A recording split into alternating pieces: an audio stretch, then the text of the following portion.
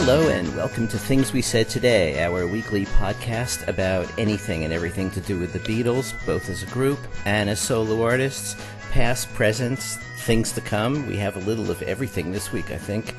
I'm Alan Kozin, the author of The Beatles from the Cavern to the Rooftop, and Got That Something, How the Beatles, I Want to Hold Your Hand, Changed Everything.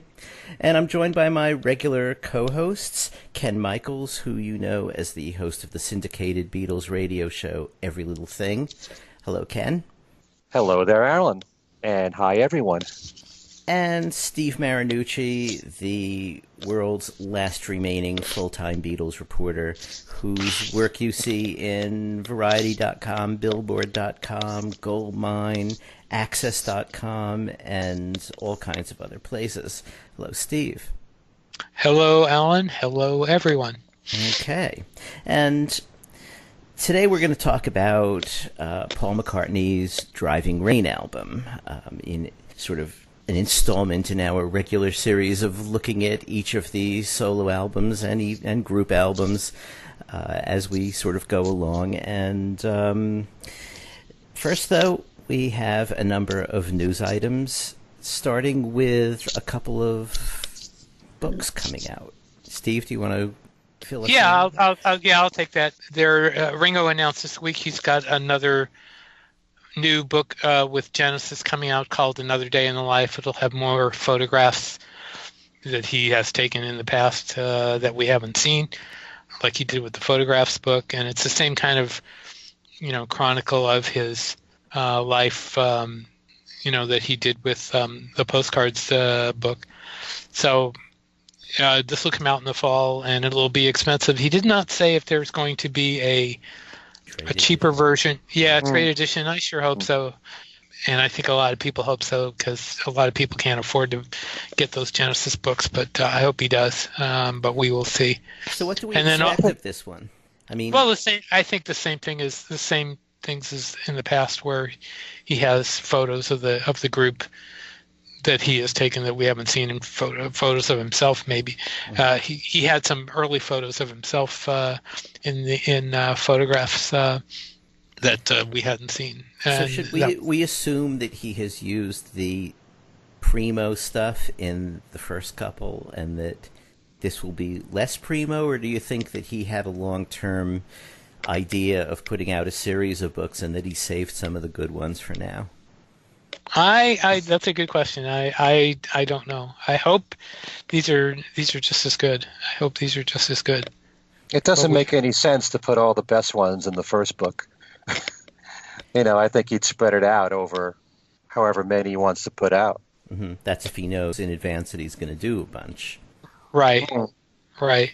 But if you looked at, I kind of wish he'd put out a book that was a book, his memoirs, fundamentally, even if he does it with a writer, I'd be very interested in hearing his perspective. I love photos, but I kind of would like to hear what his memories are specifically and in long form. When he has talked about it, the few times that he has, he's been really eloquent, but apparently, from what we've heard, he doesn't want to do that, which is really a shame. I mean, he's done it in song, he's done it, this way with the photographs, but apparently he doesn't want to sit down and do that kind of thing, and it's too bad. He really should. I think it would be very interesting to hear what he has to say. Yeah. Well, he did say the main reason why he doesn't want to put out his memoirs is because all anybody will ask him about is about those 7 years, and he'd want to talk about more than that.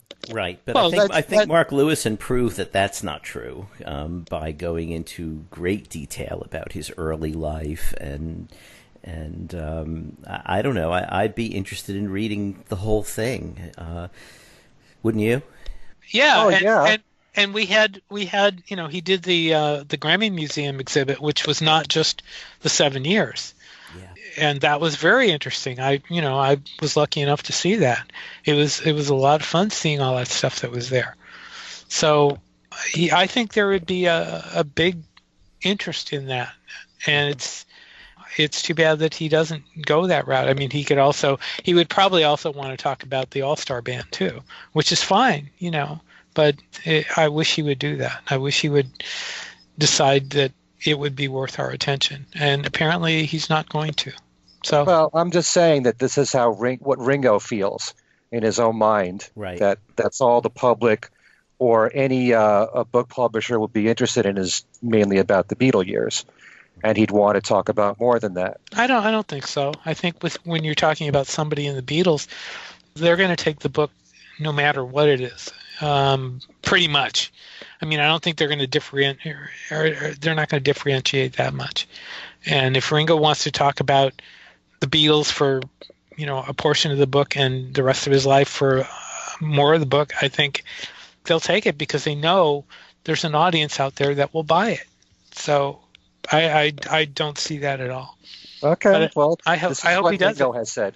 I hope he does. Ringo is. Yeah. Yeah, well, that is what he said, and I think we're just disagreeing with him.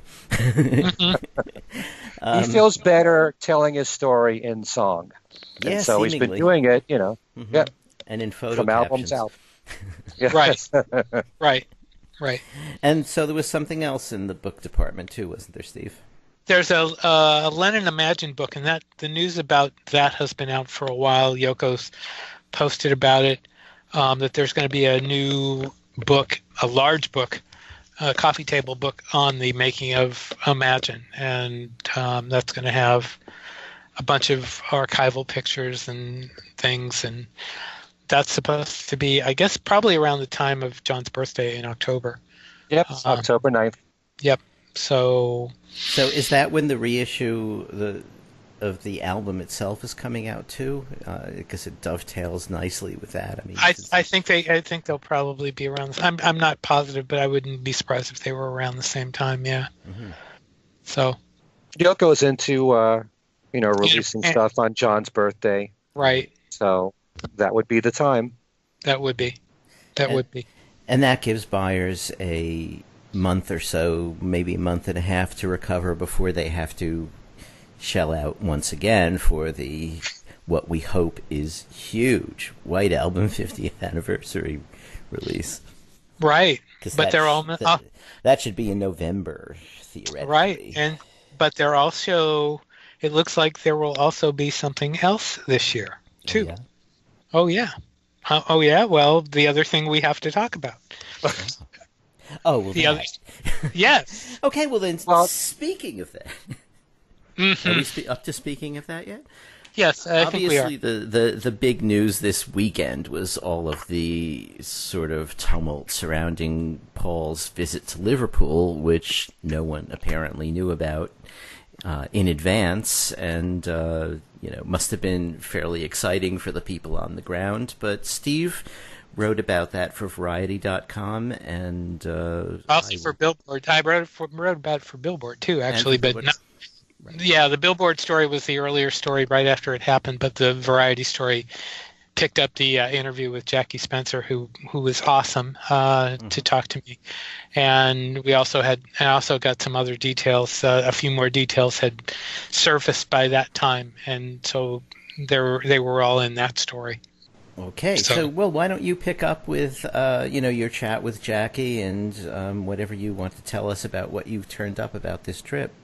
Well, I got a hold of Jackie and I asked her if she'd mind talking about what exactly happened, and we connected and we did a. Say who Jackie is for the listeners. Jackie Spencer is a Liverpool tour guide.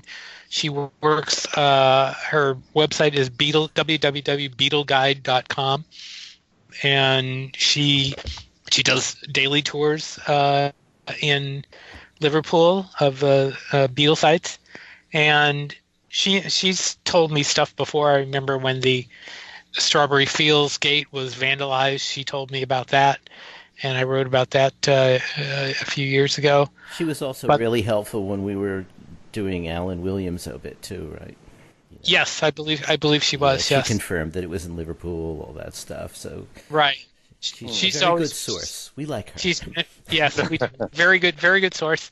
And if you're looking to get a tour of Liverpool, go see Jackie. But in any event, I got a hold of her, and she was gracious enough to talk to me for a few minutes.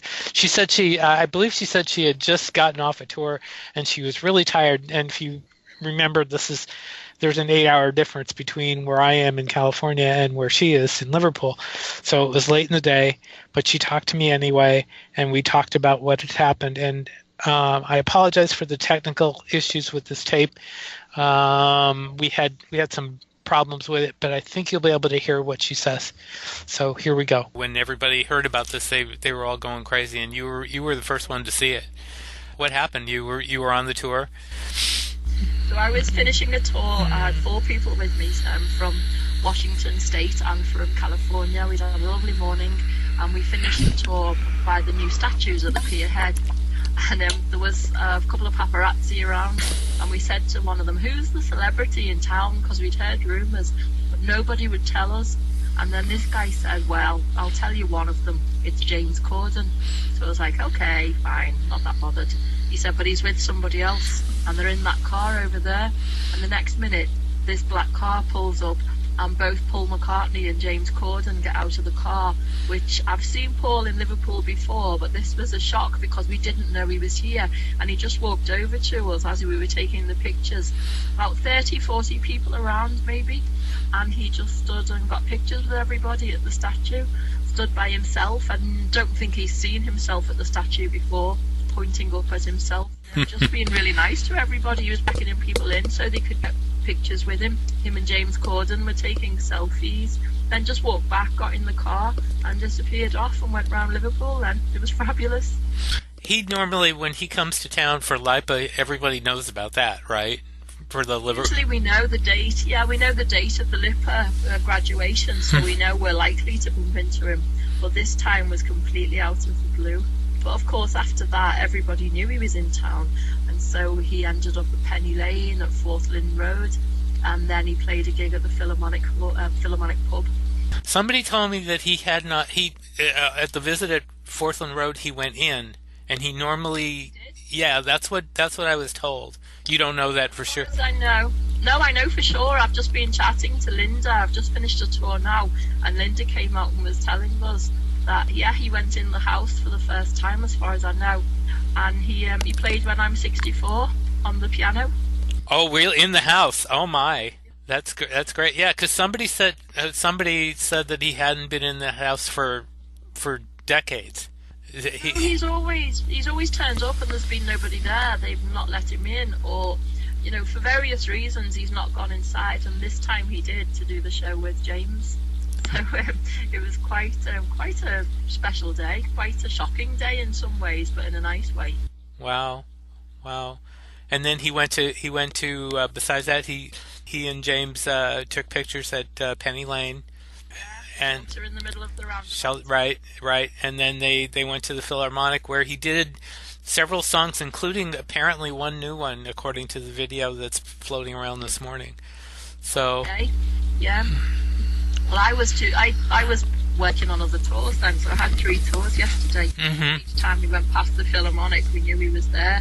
So, funnily enough, my 3rd tour was a coach group for Trafalgar Tours, and they were supposed to be having dinner in the Philharmonic, and the Philharmonic called them and said they were going to be late because Paul McCartney was playing a gig there. So my tour guide said they should have insisted and gone at the right time.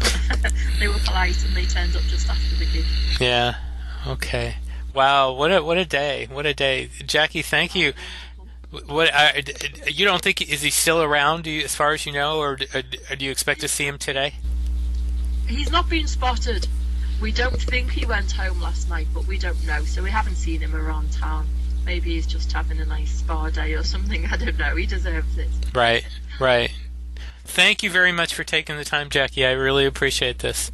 You're welcome.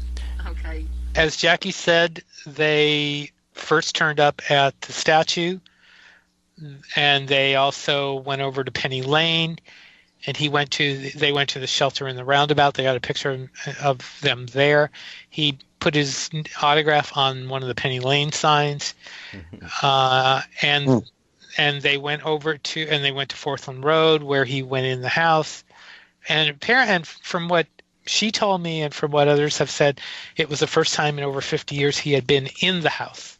He'd never been able to go in the house previously. I thought it was interesting the way she put it, because she said, when he's turned up there, sometimes they wouldn't let him in. What is that? Yeah, that's interesting. I think probably what she meant was that there was just nobody there, but I really doubt that they would have kept him out. But in any event, and then they went to Philharmonic Hall. And the group, Philharmonic Hall, not the Philharmonic Hall. Philharmonic. Right. And they played. Now, what was interesting about that, and I didn't mention this in the story, was Brian Ray had posted on Twitter, I believe, a couple of days before, or on Facebook, a picture from an airplane. And he said something like, here we go. And people were going, where are you going, Brian? And of course, Brian did not say anything. And it was, you kind of thought at the time something's up. And indeed it was. And Brian and the band, and there was one picture I saw of Wix, but the whole band was there, played in that little show. They apparently played for about an hour. The songs include, I saw different track or different song listings, and the one I saw on Setlist FM did not have the new song, which we have the video of.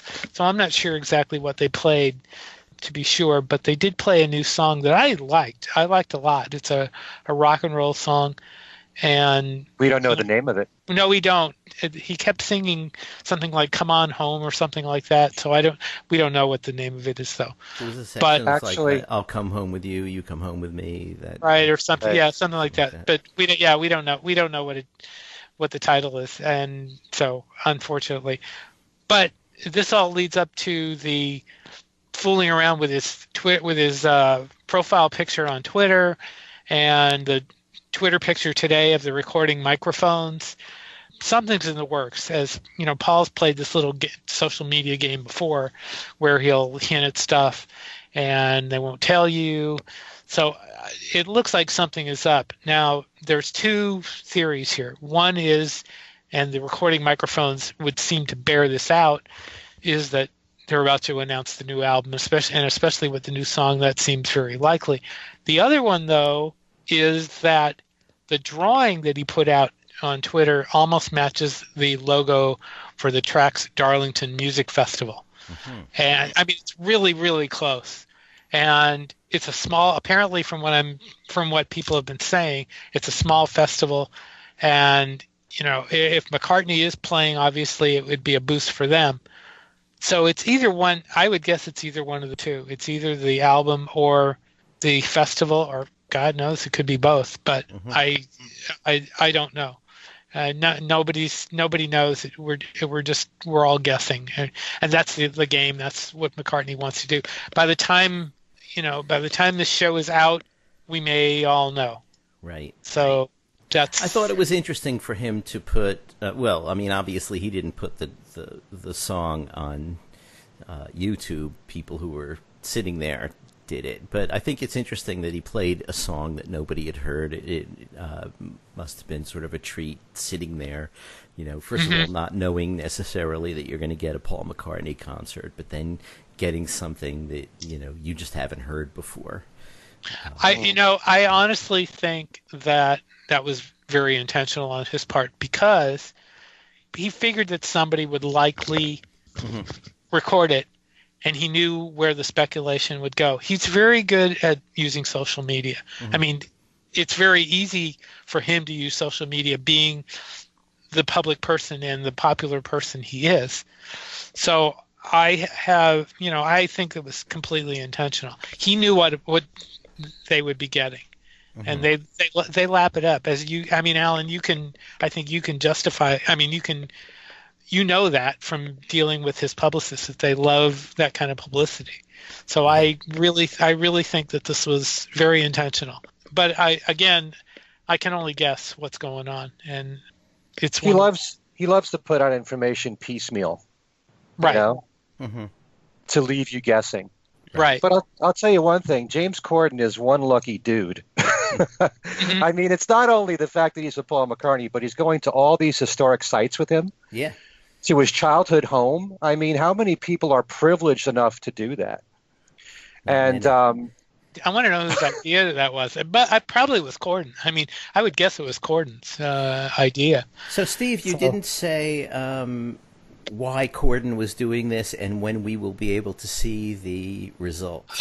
I did not. Corden, as probably everybody, but almost everybody but me knew before this happened, he is involved with something called carpool karaoke, and I confirmed this morning that that's indeed what it's all about, and it's supposed to air next week, which will be actually, for the people listening to this show, the first week it's up, will be within the first week this show is online. So there we go. So there was one other thing, newsy thing I wanted to just very briefly mention, was that I got to see the Mike and Mickey show with Mickey Dolenz and Mike Nesmith, and it's not going to be. I think it's only like 18 shows around the country. If it comes near you, go and see it. You will love it. The night I went, it was very cold, but it was still a wonderful show. They did some great songs, some songs that they pulled out of, some very deep tracks, but it was a beautiful show. It really was. So enough of that. Okay. I also wanted to mention when what Jackie had said in the interview about Paul visiting Forthland Road. It was interesting that he played When I'm 64, which must have been a nice treat for anyone that got to witness that.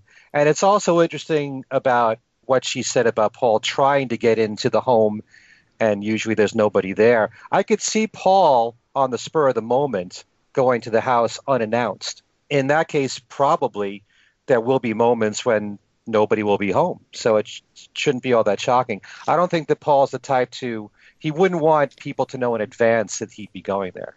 So, so that didn't surprise me about what Jackie said about that.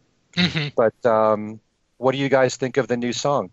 I love the new song. I think it's great. I think it's great. I'm looking at it, by the way, speaking of more things, I'm looking right now at a picture of Paul in a Penny Lane flower shop singing Penny Lane with the owners. I'm gonna post it on my Beatles group right as we're talking here. But yeah, there's another new picture of Paul floating around. I mean, all these pictures that are floating around are just fantastic. But anyway, I thought the song was great, and even in the lousy quality it was, which it wasn't great, I thought it was fantastic. I don't normally get really excited about things like that, but that one was just straightforward enough, and typical.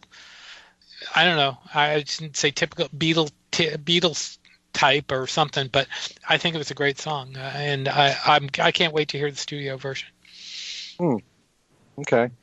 Yeah, we only got about 2 minutes of it. Go ahead, Alan. Yeah, we only got 2 minutes of it, and it was a little distorted. You couldn't understand all the lyrics, and it sounded to me maybe kind of promising, but I think I would sort of withhold an opinion until I've heard the finished studio version of it.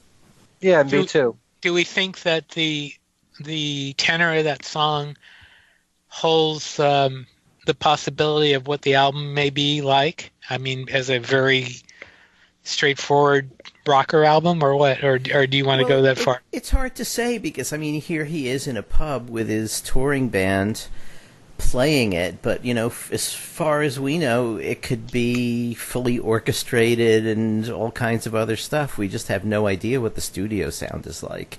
That's true. That's very true. Yeah, so Paul is known for being so eclectic musically. You can't judge on one song. Right. So, and we only got like the verses. We didn't even hear, I'm sure there must be a middle section to the song or something. Yeah, it was about to go into that right when it cuts out on the video. Unfortunately. There's been there've been a couple of different versions, but I haven't heard a longer version of that song so far. So the longest one I've heard is 2 minutes 33. Yeah, and that includes a long spoken intro, and it ends at the same place as the other ones I've heard, which have been shorter, but mainly because they cut out the spoken intro. I think there's only one version, and I think a lot of people have kind of taken it and done stuff to it. But yeah, so unfortunately, maybe somebody's sitting on one. Hopefully that's the case.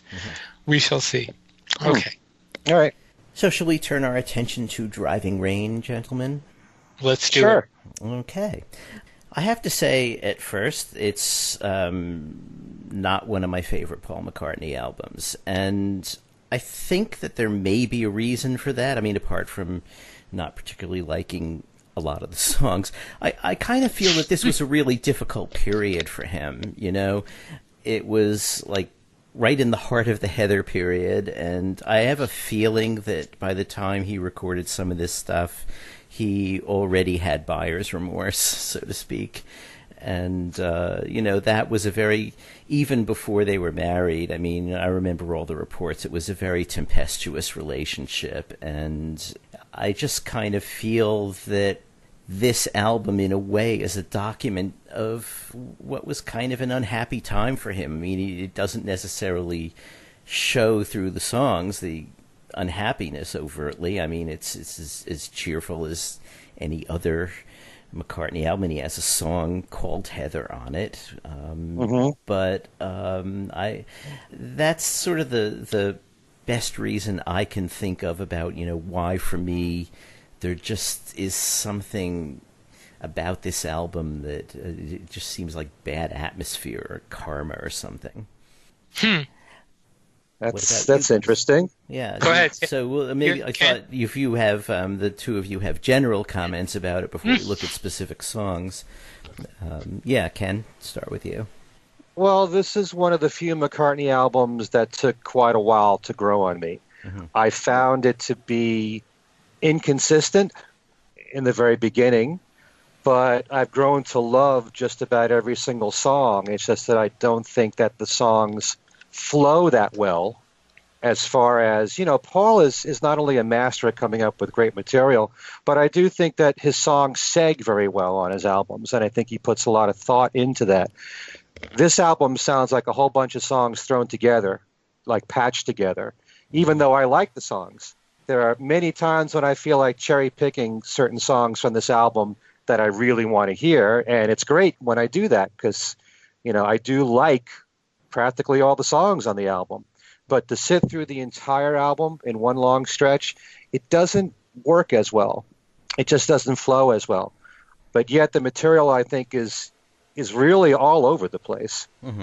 Most of all, I think, you know, I like his experimental stuff the most. Like Spinning on an Axis, for example. Okay. Something that's not typical McCartney. But we'll get more specific as we go along. Okay. And Steve, what's your general impression? I think inconsistent is a good description. In putting, I mean, he said at the time that what they basically did was they went in without any preparation. He brought the songs in and kind of threw them at everybody and said, "Here they are, let's do it." And you can kind of tell the way some of the songs are done that's exactly what they did. They really didn't sound ready in some respects. I think some of the songs are good. On the other hand, I think some of the songs are not so good. I think they suffer from an experiment gone bad. I think he tried to do a little too much, and he didn't rein himself in probably enough. I mean, there are some really good songs on there, but at the same time, you know, there's a couple of what I would call really embarrassing songs that just make me kind of, you know, grimace. But I mean, it is what it is. It isn't one of my favorite albums either. But I will say that after listening to it, after having to sit through it, you know, and to talk about it, I feel slightly better about it, but not. It's not going to go down as far as I'm not going to call it a masterpiece as far as a McCartney album goes. Okay. What songs do you feel are really, what was the word you used? Embarrassing or the worst ones on you? Yeah. She's Given Up Talking. I thought that was the Dickie Bird. I thought and the yap yap yap. That just, you know, you listen to that and you go yikes. and then after that, Driving Rain right after it, which I think is probably one of the worst title songs of title songs or songs that McCartney named a CD after in his legacy. I thought that was just I like the title, but the song itself is just really bad, really terrible. I agree with you there. But I don't. But well, see, to me, this is the epitome of lazy songwriting to count. And when he did it in All Together Now, well, okay, it was cute and fine, but having done it once, that was kind of a child song, really, where this isn't. You know? And also having done it once, I mean, 1, 2, 3, 4, 5, let's go for a drive, 6, 7, 8, 9, 10. I mean, it's kind of like, why come up with an actual line when you can count? And that bothers me, you know? I mean, it's okay, his lyrics they vary. Some of them are very good and some of them aren't, but this just seems lazy to me. I mean, he kind of went to the same thing with Queenie Eye, with OUT spells out, but that had a little bit more. That had a little bit more meaning to it because of what the song was about. Mm-hmm. But there really was no reason to do that here. You know, there really wasn't a reason, and I mean, and that's not the only song. You know, I mean, those two aren't the only songs that are that way on this album. I mean, there's, you know, it's not just those two, and you know, some of them, again, you know, there are a few good songs in here, but there are some that are just, you know, are really hard to listen to, and those two are two of them. So, okay, well, I don't have a problem with either of them. Okay. But, no, don't say it like that. Like you're surprised. Or you're not surprised. I'm not surprised. But well, I like when Paul does things that are a little out of character for him. Okay. I'm not crazy about She's Given Up Talking, but it has a nice edge to it. I don't like when he plays around with his vocals to the point where it goes to that filter sound. Mm-hmm. I'm not crazy about that. I like the lead guitar work that's in there. There's some nice lead guitar work in that song. But Driving Rain is catchy as hell, and I just don't understand why 1, 2, 3, 4, Can I Have a Little More is okay. I mean, it's just the same thing. And if anything, it's not a lazy song because I think that the chord progressions are very interesting. The song doesn't go in the direction that you think it's going to go. So I do like the song for that reason. I do like catchy songs, even if you think the lyrics might be weak. Yeah, I think maybe if he did this one first, then All Together Now, I would feel the same about All Together Now. It's like you could get away with this once. You can't get away with it twice. He shouldn't just get away with it just because it was a Beatles song. You know? That's what I said, is if it was in the opposite direction, if the Beatles... Oh, I see what you're saying. Okay. I'm not thinking of it as being a Beatles song versus a McCartney song as so much as, okay, you do this the first time, you get a pass. You do it the second time. Let's say he didn't do All Together Now with the Beatles, but he did this early in his solo career and then did All Together Now. This is what I'm saying is, how many times can you do a song that involves counting and not have people say, you know, that's a little lazy? An interesting. I don't know. Two times in an entire career, that's a lot? Mm-hmm. I don't think so. Because it stands out like a sore thumb. I mean, it's counting. It's not a line of lyrics. It's a line of numbers. Okay. You know, and I mean, if he was Stephen Hawking, okay. You know, what's interesting, actually, I'm looking at my notes that I took while listening to it this time, and actually in seeing it in front of me on the page like this, I'm seeing it a little differently than when I was actually listening, because for a lot of these songs, it's really mostly the lyrics that I don't like, but I like the music. Even She's Given Up Talking, I've got, nice instrumental work, lyrics weak, and quite a few, and things like, like you said, Ken, the experimental stuff. I like Rinse the Raindrops. I mean, that goes on for over 10 minutes, and it's a little jammy, but it's it's got a lot of interesting ideas unfolding in those 10 minutes. And quite a number of these, spinning on Naxos, sort of like the sort of up-to-dateness of the sound of it. Let's see, Your Way, I like the pedal steel. Mm-hmm. So there's a lot of instrumental stuff and purely musical stuff that I like on this. I just don't feel that the lyrics hold up as well as on some of his other albums, and just generally that to me, lyrics I guess are important to me, and here way too many times I'm thinking not good. Ken, you think you think that She's Given Up Talking and Driving Rain are catchy and not? I mean, you don't see them as, you don't sit there and grimace when you hear those songs? Not at all.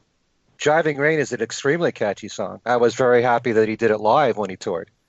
She's Given Up Talking is also catchy. She's Given Up Talking reminds me a lot of like Talk More Talk. Mm-hmm. It's the same thing. A lot of people who don't care for Press to Play because of the electronic sounds of the time, they're probably not going to care for She's Given Up Talking or Spinning on an Axis or those songs. So, but I like She's Given Up Talking. I'm not absolutely crazy about it. I like the sound of the record. And when a melody sticks in my head, and McCartney has that incredible gift where after a few listens, it's stuck there, mm-hmm. regardless of what the lyrics are saying, I can't get it out of my head. See, I can handle Press to Play better than I can handle She's Given Up Talking. I actually like Press to Play, the song, better than this. You mean the song Press? I'm sorry, Press, yeah. Okay. I like Talk More Talk, like I was just saying? Talk More Talk isn't bad either, but She's Given Up Talking just doesn't make it, as well as either of those two. Mm-hmm. I can listen to those more than I can listen to this. So, and then, I mean, there's a few others. There's others I like too. I mean, I'm looking down my notes here. Tiny Bubble sounded unfinished to me. I wish he had played around with that one a little more. I did like Magic. I thought that was a great song. There's a nice sentiment in there because it's about when he met Linda. Right. Spinning on an Axis reminded me of Kisses on the Bottom. How? The vocal, the way he throated the vocal on that one. Let's see, I loved Your Love and Flame. That's without question. I thought that was a wonderful song, a beautiful song. Back in the Sunshine, which James helped him with. Mm-hmm. That was good. I like that one. Riding into Jaipur, the rhythms were just a little too odd for me. And that apparently is where Jaipur is apparently where Paul bought his engagement ring for Heather. So, but I didn't particularly care for that one either. They're just this album just, I don't know, just doesn't stick. There's a few good things. There's a lot of things that just don't hold, as far as I'm concerned. Okay. And then there's Freedom. Yeah, we haven't talked about Freedom yet, have we? No. So Freedom was, if I recall correctly, the album was finished, and I think it had even been pressed. Mm-hmm. And then 9/11 happened, and he wrote his response and tacked it on to the end of the album. It doesn't appear in the track listing. It's almost like a bonus track and a single. To me, it's If I Had a Hammer. I don't know. The section of If I Had a Hammer that is talking about love between my brothers, that somehow seems so close to what Paul was doing in the song. Now, granted, he probably wanted a sing-along, which If I Had a Hammer is too. And, it's interesting that he had that response and felt so strongly about it that he wanted to get it on the album. Just seems to me to be not at all a top drawer McCartney song, or top 3 or 4 drawers. The thing about Freedom to me is that the chorus is wonderful. It's very easy to sing. The only problem I ever had with Freedom is that it really sounded rushed. And I think that he only had a couple of verses in there. Mm-hmm. If he'd have stuck a third verse or a fourth verse, it would have been, a much better song. It just sounded like, a lot of people complain about him that so many of the songs sounds like, he slapped it together in a few minutes. This song sounds like one of those songs. It still works on this level. I just wish that he had written a few more verses, that's all. Maybe he could have counted. Oh, I think it worked. It worked fine in the concert for New York, but outside of the context of that, it doesn't. Especially now, it sounds very dated, and it's too bad. I think it would have been better off put out as just a single and let it go with that rather than stick it on an album, because it's it's not one of those songs you even think about with him anymore. I do once in a while. When 9/11 comes around, I think about that song. Okay. Yeah, in fact, I play it on my show around the time of 9/11. Okay.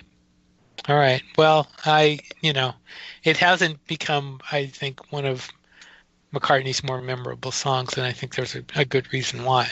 Does it appear on Pure McCartney? No. Ooh. I'm just curious because I don't really have the track listing of that memorized, So. Is it? It's not on the. It's not on the 4-disc set either. Nope. Well. Yeah, there's a lot of great songs that are not on Pure McCartney. Mm-hmm. I'm fine with it not being on there because when you're dealing with someone that's put out 30 albums, there's so much to plow through. Right. Okay. And we haven't mentioned on the other end of the album, Lonely Road. I thought that was a reasonably good song, a good opener for the album. It had a good sound. I did too. I thought that was a really nice song. In fact, I'm surprised it hasn't gotten more attention than it has because it is really a nice song. Yeah. It's really a great rocker, and it really builds. And I especially like that towards the end, a trick that's done a lot in music is as the song builds, the person singing it sings it an octave higher. Mm-hmm. So you actually got Paul harmonizing with himself, and his voice is just so wonderful. It's that very gutsy, edgy vocal of his that works really well. And I loved when he toured and did this song. And people in the audience held up signs. I hear your music and it's driving me wild.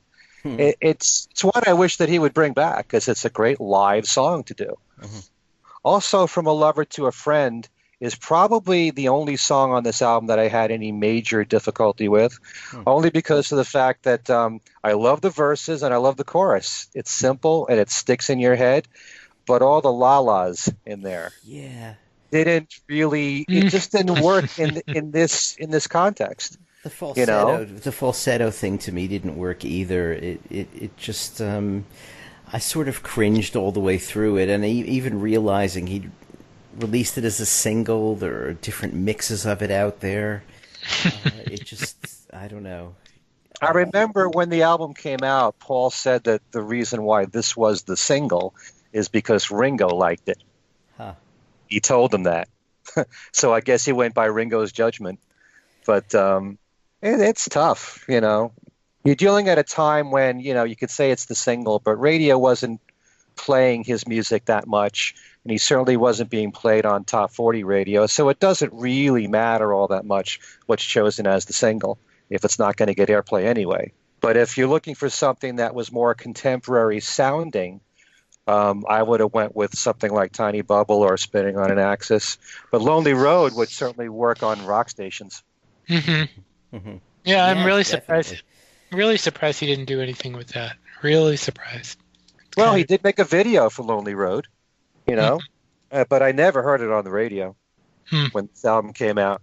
And also, the song I Do is one of the few cases where I would say it's a predictable melody from Paul. It's so simple, and yet it works just the way it is. It's just a really nice love song. It sounds to me like it's something that could have come from the Tug of War Pipes of Peace era.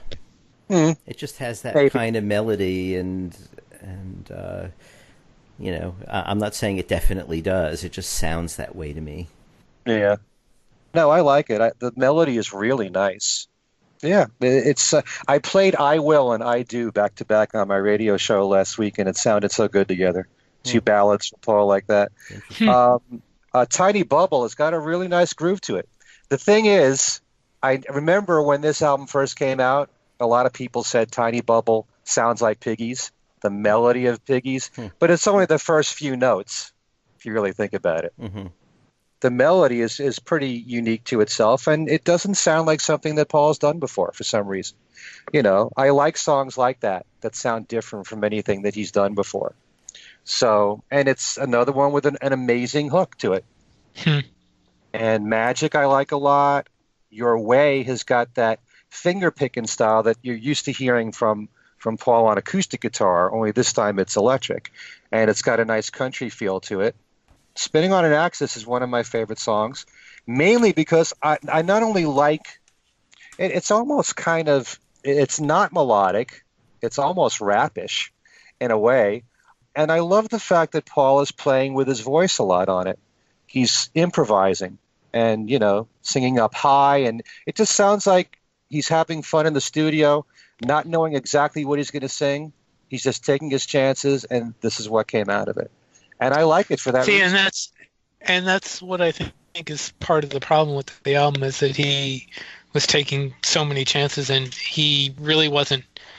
I don't want to say paying attention, but that's what this was all about, was taking chances. I mean, like I said, when he went into the studio, they went in and just threw the songs. They said, "Here are the songs, let's do it," and without any, there wasn't any advanced preparation. He said that's the way the Beatles did it, and in this particular case, I just don't think it worked. I think if they had been a little more cautious, maybe with some of these songs, maybe the album would have worked a little better. And also, if they had a single, they really didn't have a single from this album. So, but if you're dealing at a time when Paul wasn't having hits anyway, and Top 40 Radio wasn't going to play him, what difference does it make? Well, it does, because of the singles would have possibly gotten attention. You can't say, well, he wouldn't have gotten airplay, because you don't know that. I mean, there came a time when Paul stopped getting airplay on Top 40 Radio. It happens to every artist as they get older. It doesn't matter how good the songs are; they're not going to get played. But it doesn't have to be just Top 40 Radio, though. It can be FM, and even FM didn't play these songs that much, because there wasn't anything really to push. There are emphasis cuts that you can send to rock stations. Right. And in that case, Lonely Road would be my top choice here. But did he do that? That's the question. No, he sent From a Lover to a Friend. So, which, I mean, wrong choice. I think that's part of the. The rationale for a lot of these things, it just seems so odd to me. From a Lover to a Friend, okay, Ringo isn't just some person, so if Ringo liked it, I can see him giving that some weight. But, going back to that interview I did with him in, I think, 1989, where I was asking him why, for instance, something like Flying to My Home is relegated to a B-side when it's so much better than things that are on the album like Où est le Soleil. And he said, well, the thing is, I write them, so I like them all. So what I do is I play them to my kids' friends, and I see what they like. And I don't know, to me that's an abdication of an artist's editorial function. And right. So to say that, the only reason that he did From a Lover to a Friend is that Ringo liked it is kind of in that league, except, I would give Ringo maybe, greater credence than I might to Paul's kids' friends, But see, I don't know if I agree with what you just said about, Paul and because an artist can be very close to his own music to the point where he can't judge what his best material is. He can say what his favorite songs are. That doesn't mean the public is going to like what he likes most. That's just the way it is. The way that the public feels and the way the artist feels about the music itself could be completely different. So sometimes he might take the professional approach of let somebody else tell him what could work or what would be the best choice as a single.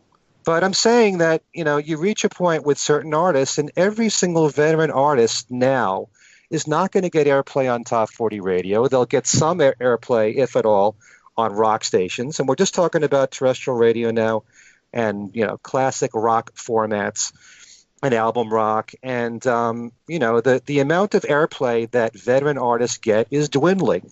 So I don't think that Paul should worry about all this stuff because it's out of his hands, Well, he has to worry about it. I mean, he can't just not worry about it. And that's what's going to, a lot of that is going to make or break whether this new album, which we assume is going to be announced any day now, is going to be, it's going to flop like a Ringo album, or it's going to make some noise. And again, what is considered a success now? When the new album came out, it went as high as number 3. Is that respectable? Mm-hmm. I think it was. I think that was, even though he was hoping for number 1, and I think we all kind of were. Mm-hmm. But the fact that it hit number 3 is halfway decent. The problem is it didn't stay number 3 for very long. He tried to, he really tried to build up a lot of interest in it. He did those mm-hmm. live gigs in England and in New York. On the street, those freebies. Yep. And he's doing what he's doing now. And he remember he did the pre-release kind of the drumming up of, what he was doing or, making people guess. So we're getting to that stage again. The question is, what's going to happen from here on out. But the thing is, and we just said, and even when the show was just you and me, Steve, and we were talking about the new album, he was on every TV show, right, promoting the hell out of this thing. And he probably will be again. Even still, the album didn't have staying power. And it still comes down to what happens beyond Paul's promotion. What's radio going to do with it? Is it going to get consistent airplay? And there's only a few formats of radio that will play a new McCartney album, no matter how good it is. It's almost like the success is already predetermined. No, it really comes down to what the fans are going to do. The fans need to buy the album. Ringo talks about that, kind of jokes about how many people buy his album. That's what it's going to take.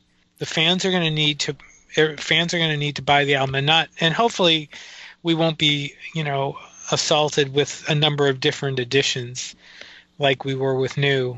We probably will be, but we probably will be. This actually raises an interesting topic, or several interesting topics. One, which I'm just going to mention in passing, is, Steve, when you say the fans have to buy the album, increasingly Paul is, like everybody else, working in a world where people don't buy anything. They just download it free on the internet. And, Paul may be a billionaire or whatever, but a lot of artists aren't. And, there's I think fans of people probably have to think about that, because I think that fans of any of the Beatles, real fans, serious collector fans, are going to go buy it because you want it for the integrity of the collection. You want the physical thing. You want to be able to hold the album cover in your hands and look at the picture. Oh, sure. But, not all Beatle fans are like that these days, and so there's that. But the main thing that I found interesting in your comments was the question of whether Paul McCartney can have a hit album now. And in that case, whether he has to continue to think about whether he's going to have a hit album. If he knows for a fact that the radio formats of 2018 are just not going to play his thing, in a certain way, that should be incredibly liberating, because instead of having to come up with what he thinks or his kids' friends think is a commercial sound, he can go into the studio and do whatever the hell he wants. And I bet if he went in and did whatever the hell he wanted, what would come out would be a lot more interesting than if he went in trying to make a hit. Probably. I mean, look at Electric Arguments. Mm-hmm. Yes, exactly. Mm-hmm. Okay, but was that really a successful album? It's a successful album as something to listen to and hear interesting stuff going on in start to finish, yeah. It was also very critically successful, which is something that he hasn't really. I mean, he usually gets decent reviews, usually. But that album, he got super reviews. He got excellent reviews. And critics are, say what you want about critics. I mean, watch it. Yeah. No, believe me, I'm in that group too. But for critics to really like that album says a lot. And that album, even though it's not an album that we talk about very often, I mean, that album has held up. It really has, because he went in and just did what he wanted to do. He didn't really care, and he did it, and bingo. Yeah. I mean, he's done other experiments too, the Kanye West things. Now, I wouldn't call those on the same plane as Electric Arguments, but those have their audience. I mean, it may not be the audience that that you and I are in, but it has an audience. I mean, he's playing 4 or 5 seconds in the concert, which that surprised me when I saw that. I was really amazed that he actually played that. But I still think that Paul really wants his albums to sell and be commercially successful. Well, who doesn't? doesn't? I think that's how he judges a success. I don't know if he really deep down knows what his best material is. The easiest thing for him to do is take a look at what has sold and think that's what the public wants. I mean, this is why he'll still do Band on the Run and Live and Let Die and Jet and Maybe I'm Amazed and the classics right there. But there's so much that he's never done live from his solo career, and that's because he sticks with what he knows has sold. It's one thing to play your new album and promote it, but when it comes to his catalog, he doesn't go deep. And aside from the Beatles stuff, which is the safe way to go. And, I still think that deep down, he measures his success by whether or not his latest album is doing well. And I don't think he has any clue as to how radio is, other than knowing that it helps to give interviews on radio. He doesn't know how radio is structured these days. I don't think he spends time thinking about all that. And he really shouldn't have to. I mean, he's the artist. He should only care about his own work, really, and have fun doing it too. But it's people like us that think about these things. I remember when the Flowers in the Dirt remaster came out, and I thought they did such a tremendous job. And I knew that there are some radio stations that play both Paul's music and Elvis Costello's music, and you've got these gems on there that hadn't come out as demos, and nothing was done with it to promote it. Nothing. I mean, I think I have a mind for what could work on certain formats of radio, and when a new release comes out and it doesn't even get airplay that I think really deserves it, it's just a shame. I think Paul only knows he's got a new album, he's got to do interviews. The more interviews he does, the better off the sales could be. But he doesn't realize that unless there's continuous airplay over a long period of time, then his records won't have longevity. Although in this day and age, we can always question how important radio is, because some people feel it's not as important as it used to be. People today can discover music through file sharing or going on YouTube. They may not be hearing new releases as much through the radio as they used to, as when we were growing up.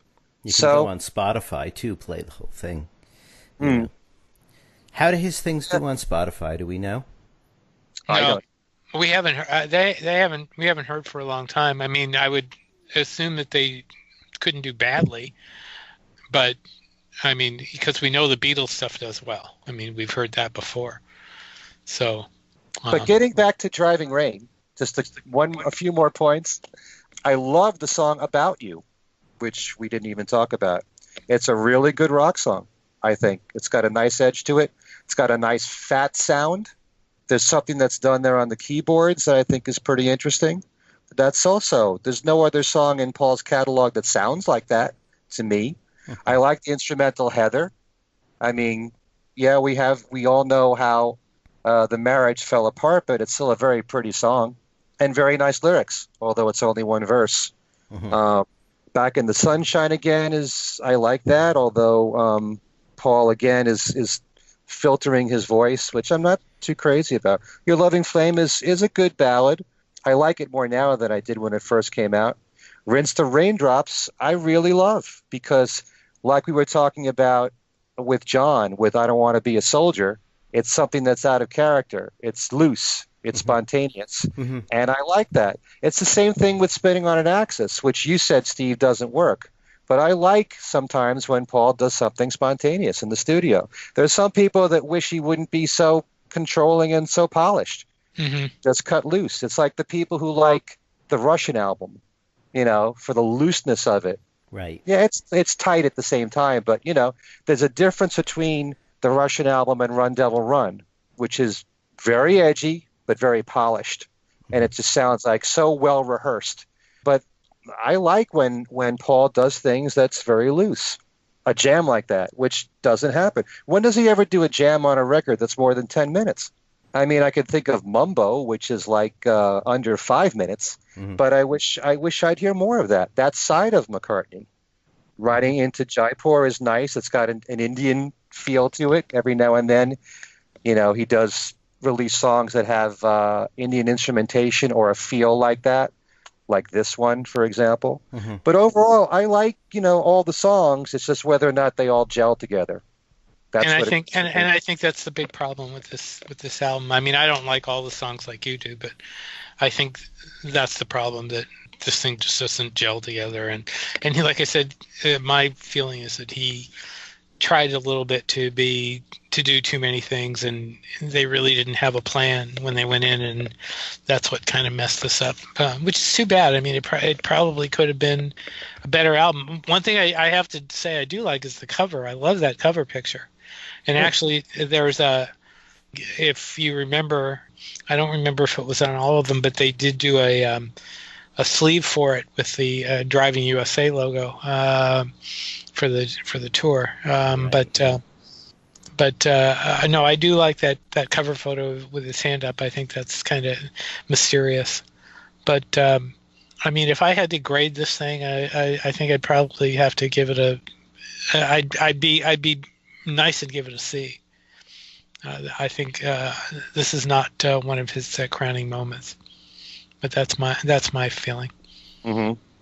Yeah, that's about what I'd give it to, I think, in a generous moment. Well, I would give it more of a B+. Okay. It's like I said, I do like all the songs. Whenever I'm in the mood to hear a certain song from this, it's a good feeling when you do get to hear it. So, there's one other thing that we didn't bring up, and that is just the fact that this album actually came out a couple of weeks before George passed away. Right. So, I don't know if the album lost steam because of it, but the timing wasn't all that good. And, everyone's attention really was given to George, understandably. So, that may have figured in a little bit too. But it could have figured in the opposite way too. It could have figured in as, okay, now there are two of them gone. We should focus on what the remaining ones are doing while they're still here. So that could have actually helped in a way, but doesn't seem to have. I don't know. I think the focus at the time had to be on George, as it should have been. You start thinking about all that he accomplished in his lifetime, right. Beatles and solo, and that's as it should be. Yeah, I'm not sure people are necessarily limited to doing only one thing, Well, in his particular case, I mean, it probably was somewhat of a distraction because he was probably getting updates. And I know, at the time, but at the time, we were all following, what was happening with George too. So, I mean, it wasn't the distraction with us, but he had more direct information, so he knew where things stood. And didn't he go see him within that last month? Mm-hmm. Yes, he did. Yeah. So. But by then the album was out. Okay. Anyway. Well, so maybe like if there's something to that, then you add that to what I said at the beginning about it being a tough time for him, maritally. You probably also had the pressure, not pressure necessarily, but the things that come up for you if one of your friends is dying. Yeah. So. Right. Yeah, that's not an easy time. Right. But anywho. Okay, so we didn't all agree on everything about this album, and yet managed not to have a knockdown dragout. Wait till next week. Okay, we'll see. And so thank you guys for the discussion, and thank you all out there for listening. And let's give our contact information, Steve. You can contact us at Things We Said Today Radio Show at gmail.com. We have two Facebook pages. We have a Things We Said Today Beatles Radio Fans Facebook page, and we have a second Facebook page just called Things We Said Today that is linked into the fab4radio.com broadcast of the show at midnight Saturday and at noon at midnight ET Sunday.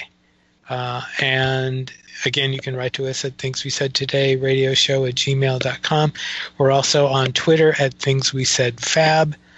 And you can download us on Podbean. We have a streaming page on YouTube, and we're also available through numerous podcast apps. And you can get a hold of me at BeatlesExaminer@gmail.com, and I've already plugged my Beatles News and Information Facebook page. Back to you, Alan.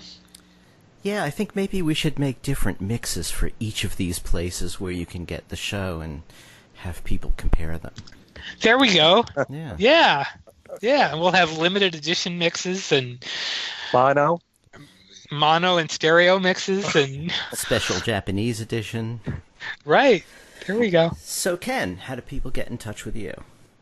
So, Alan, they can email me at everylittlething@att.net, and they should always check out my website, which is kenmichaelsradio.com.